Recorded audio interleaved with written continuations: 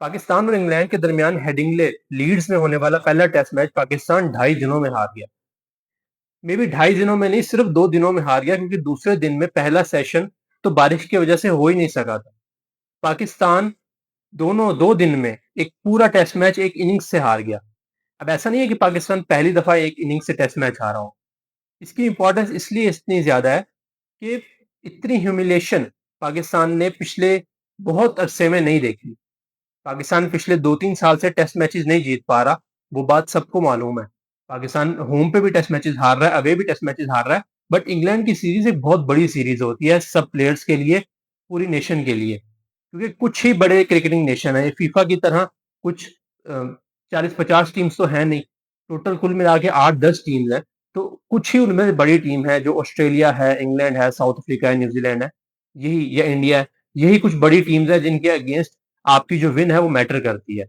और वहां पे जाके एक थोड़ी सी बॉल की स्विंग और सीम होनी शुरू हो और पाकिस्तान 50 ओवर भी पूरे नहीं खेल सका। पाकिस्तान ना पहली इनिंग्स में ना दूसरी इनिंग में, दोनों इनिंग्स में पाकिस्तान ने 50 ओवर भी पूरे नहीं खेले। पहली इनिंग में पाकिस्तान शायद 47-48 ओवर खेल पाया, और दूसरी इनिंग्स में पाकिस्तान 30-37 ओवर्स के दरमियान ऑल आउट हो गया था और एक इनिंग से मैच हारा है। इसकी वजह से इंग्लैंड न्यूज़पेपर में और वहां पे जो हेडलाइंस छपी हैं वो बहुत बुरी थी। सबसे पहले तो ये कि वहां पे हेडलाइन छपी कि पाकिस्तान पिछले 50 सालों में इंग्लैंड आने वाली सबसे बुरी टीम है। फिर स्टुअर्ट ब्रॉड ने जो पाकिस्तान को मीडिया पे आके पुअर टीम कह दिया, उससे भी बहुत लोगों को हर्ट हुआ, क्रिकेटर्स को हर्ट हुआ, आम लोगों को हर्ट हुआ, क्योंकि पाकिस्तान ऐसी टीम नहीं होती थी। एटलीस्ट फाइट होती थी, compete करते थे, तब जाके हार जाते थे। अब तो बिल्कुल वन साइडेड हारना शुरू हो गया है। और इसमें कसूर सिर्फ बैटिंग बॉलिंग का नहीं है, इसमें कसूर मैनेजमेंट का भी है, इसमें कसूर जो टॉप लीडरशिप है उनका भी है। इसको जरा स्टार्ट से लेके चलते हैं। पाकिस्तान की बैटिंग में ओपनिंग की अजान अवैस और इमाम उल हक ने। अब अजान अवैस चूंकि एक नया लड़का है, तो उस पर ज्यादा क्रिटिसिज्म हो नहीं सकता। बट एक बात समझने की है कि दूसरी टीम्स के भी यंगस्टर्स आते हैं, वो जिम्मेदारी के साथ आते हैं, और जब भी कोई नया लड़का आता है पूरी दुनिया देखती है कि हाँ कोई नया प्लेयर आया है जिसने कुछ परफॉर्मेंस दी है, जिसने कुछ किया है। हमारी तरफ जब भी यंगस्टर्स आते हैं हम उनको 2-3 साल का टाइम सिर्फ इसलिए दे देते हैं कि ये तो यंगस्टर है, ये तो अभी सीखेगा, अभी अडाप्ट करेगा, अभी इंटरनेशनल एनवायरनमेंट में खुद को एडजस्ट करेगा, तब जाके ये परफॉर्म करना शुरू होगा। तो हमारी तरफ तो ये एक आयरनी है कि हमारा जो भी यंगस्टर आ रहा है वो दुनिया के यंगस्टर्स की तरह धुआंधार लोगों को इम्प्रेस नहीं कर रहा, दुनिया को इम्प्रेस नहीं कर रहा, क्रिकेटर्स को इम्प्रेस नहीं कर रहा, नेशन को इम्प्रेस नहीं कर रहा। दूसरा हमारे इमामुल हक है। इमामुल हक एक एक्सपीरियंस बैटर है, कितने अरसे से बैटिंग कर रहा है, 8-9 साल का उसका करियर हो गया है। लेकिन एक बात इमामुल हक की वाजे है कि इमामुल हक कभी भी दूसरे इनिंग में नहीं चलेगा। इमामुल हक पहले इनिंग में भी जो इमाम के 40 रन आए थे उसमें बहुत से स्टार्ट के रन एजिस के थे। उसमें बहुत से स्टार्ट के जो रन थे वो तो सिर्फ एजिस के थे, नहीं उसको बहुत चांसेस मिले, बहुत एज निकले, तब जाके उसने कुछ 2-4 अच्छी ड्राइव्स की, चौके मारे और वो 40 रन बना के आउट हो गया। दूसरे इनिंग में तो इमाम ने ना पहले कभी स्कोर किया ना आज स्कोर किया। इमामुल हक को तो आई थिंक टीम में उसकी अब जगह नहीं बनती, क्योंकि उसकी कुछ एज सच परफॉर्मेंस नहीं है। वो 8-9 साल से टीम में है, बट कोई परफॉर्मेंस नहीं है। उसके बाद वन डाउन पे शान मसूद आ जाते हैं, अब्दुल्ला शफीक आ जाते हैं। अब शान मसूद से सबको उम्मीद थी, क्योंकि शान मसूद जब टीम में नहीं थे तब वो काउंटी खेलते थे इंग्लैंड में, यॉर्कशायर की तरफ से, लीड्स में, इन्हीं ग्राउंड में वो खेलते थे। तो एक दो ही प्लेयर थे इस टीम में जिनसे ज्यादा उम्मीद थी, एक शान मसूद और एक मोहम्मद अब्बास। क्योंकि मोहम्मद अब्बास का आपको पता है पेस इतना ज्यादा नहीं है, बट वो सीम और स्विंग पे बहुत डिपेंड करते हैं। और इंग्लैंड जैसी कंडीशन में खास तौर पे सीम और स्विंग मैटर करता है।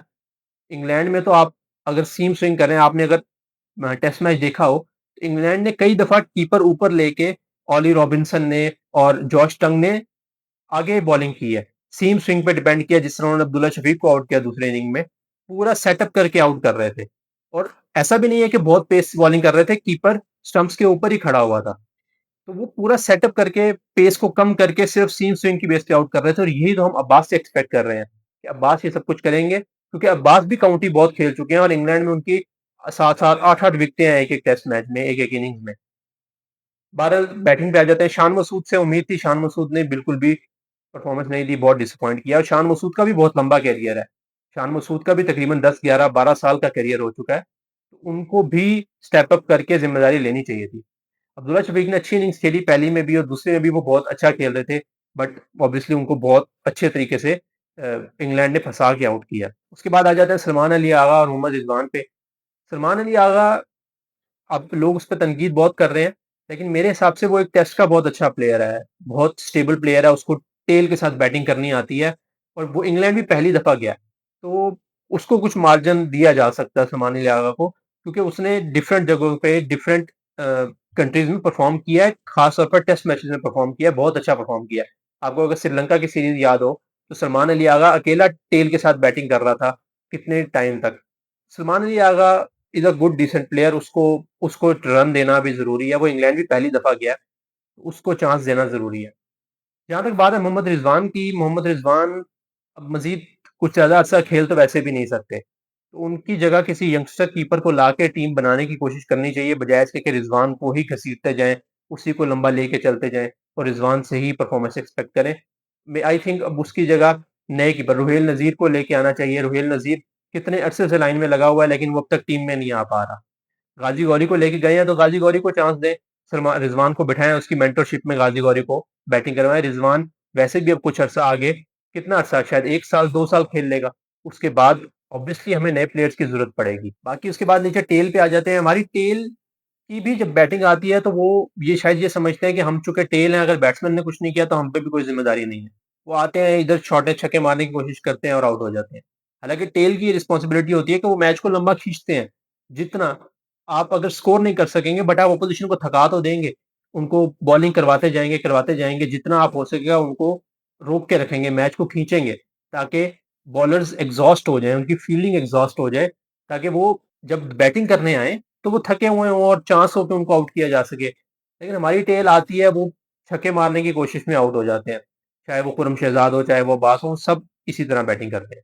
टेस्ट मैच आपको पता है बॉलिंग का गेम है, टेस्ट मैच में 10 विकेटें लेंगे तो मैच जीतेंगे। तो हमारी बॉलिंग ने तो बिल्कुल डिसअपॉइंट किया, ना मोहम्मद अली से कोई विकेट ली गई, ना खुरम शहजाद से, ना मोहम्मद अब्बास से, किसी ने भी डिसेंट बॉलिंग नहीं की, एक लाइन लेंथ पे बॉलिंग नहीं की। बहुत वेरिड बॉलिंग थी, कभी ऑफ स्टंप पे कर रहे हैं, कभी लेफ्ट लेग स्टंप पे कर रहे हैं। दो बॉलें अच्छी की तो एक ball down the leg side कर दी, जिससे सारा प्रेशर रिलीज रिलीज हो गया और टीम को दोबारा मौका मिल गया गेम में आने का। तो बॉलिंग भी अच्छी थी, बट अब बैटिंग बॉलिंग को कितने क्रिटिसाइज कर सकते हैं, जब ऊपर से मैनेजमेंट ही कोई डायरेक्टिव नहीं दे रही, कुछ हैंडल नहीं कर रही चीजों को।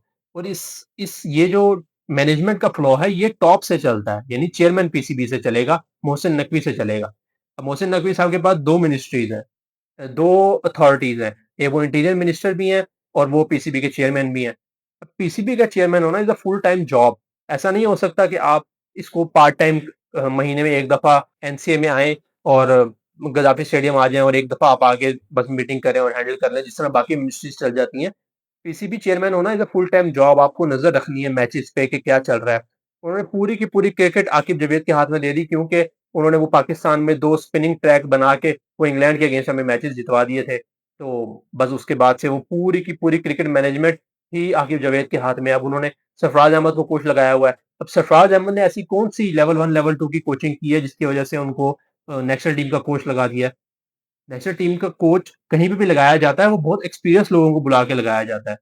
सरफराज अहमद के साथ तो ये लड़के खेलते रहे हैं, तो सरफराज जब भी उनको कोई बात करेगा, उनके लिए तो वो एज अ प्लेयर ही है अभी तक, वो उसको एज अ कोच कैसे कंसीडर करें, वो उसकी बात को, या वो जो एक रिस्पेक्ट का एलिमेंट होता है या वो एक गुस्से का एलिमेंट होता है, वो कैसे हो पाए। तो उनका कोई कोचिंग का एक्सपीरियंस नहीं है। असद शफीक को बैटिंग कोच लगाया, असद शफीक का कोचिंग का कोई एक्सपीरियंस नहीं है। वो एक अच्छा बैटर था, डिसेंट बैटर था, मुझे बहुत पसंद था, लेकिन उन्होंने कोचिंग तो कभी नहीं की। तो उनकी कोचिंग एबिलिटीज कहाँ से डेवलप हुई है, कैसे आ गई कोचिंग एबिलिटीज असद शफीक में एकदम से। तो ये सारी जो इश्यूज हैं, सिस्टम के इश्यूज हैं, ये सिर्फ इस एक मैच में नहीं है, ये सारे इश्यूज हम पिछले 2 3 4 साल से देख रहे हैं, क्योंकि तब से कोई स्टेबिलिटी नहीं है। अगर आपने सारी की सारी क्रिकेट आकिब जावेद के हाथ में दे दी है, तो फिर आपकी क्रिकेट का अल्लाह ही हाफिज है। क्योंकि आपको एक बात समझने की जरूरत है, मैनेजमेंट करना और क्रिकेट में बैट बॉल मिडल करना दो अलग चीजें हैं। क्रिकेटर्स ने सारी जिंदगी बैट को बॉल के साथ मिडल किया होता है, क्रिकेट खेली होती है, उनको मैनेजमेंट का कोई एक्सपीरियंस नहीं होता। जब आप मैनेजमेंट उनके हाथ में दे देंगे, तो फिर उनको मैनेजमेंट नहीं आएगी। वो ताल्लुकदारी की बेस पे और इन सब चीज़ों की बेस पे सिस्टम चलाएंगे जिस तरह चल रहा है। तो ये सब चीज़ें मोहसिन नकवी को देखने वाली हैं, या तो उनको इसको फुल टाइम देना पड़ेगा, या फिर उनको ये पीसीबी चेयरमैनशिप किसी और के हवाले करनी चाहिए, ताकि इसको वो प्रॉपरली चला सकें, क्योंकि Pakistan is a one sport nation. हमने यहाँ पे कोई और स्पोर्ट तो आज तक डेवलप किया नहीं, जो करना चाहिए था बट नहीं किया। तो क्रिकेट का भी हम वो हाल कर रहे हैं जो हॉकी का हाल था, तो हम इस एक स्पोर्ट से भी हाथ धो बैठेंगे क्योंकि सिस्टम नहीं डेवलप होगा, तो टीम कभी भी डेवलप नहीं होगी।